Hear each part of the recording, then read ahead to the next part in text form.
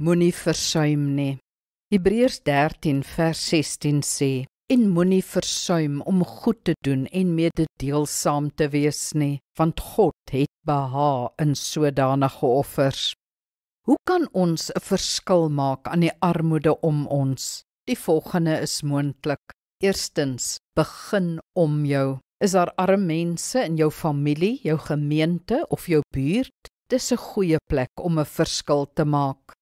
Tweedens, ondersteun 'n saak waarmee jy identifiseer. Daar is vaardigheidslesse, wiskundeklasse, reisende biblioteke, gesondheidsdienste, sportopleiding, voedingsskemas en vele meer.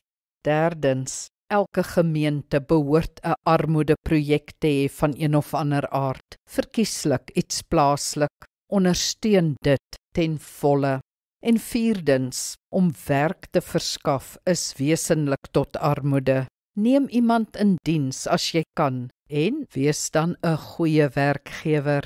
Onthou, die beste hulp is nie noodwendig geldelik nie. Dis dikwels die slegste hulp, maar eerder jou kennis, vaardighede of kontakte. Help 'n student om 'n beurs te kry of 'n ryding te bekom. Leer 'n jong mens hoe om te swys of hoenders aan te hou. Moenie net vis gee nie, leer vis vang. Kom ons bid saam. Hemelse Vader, help my om ander te help. Wys my hoe ek met my unieke bronne, vermoëns, ervaring en agtergrond dit kan doen. Ek weet dat dit nie net ander sal help nie, maar ook vir myself wonderlik vervullend sal wees. Amen. Die Here seën jou.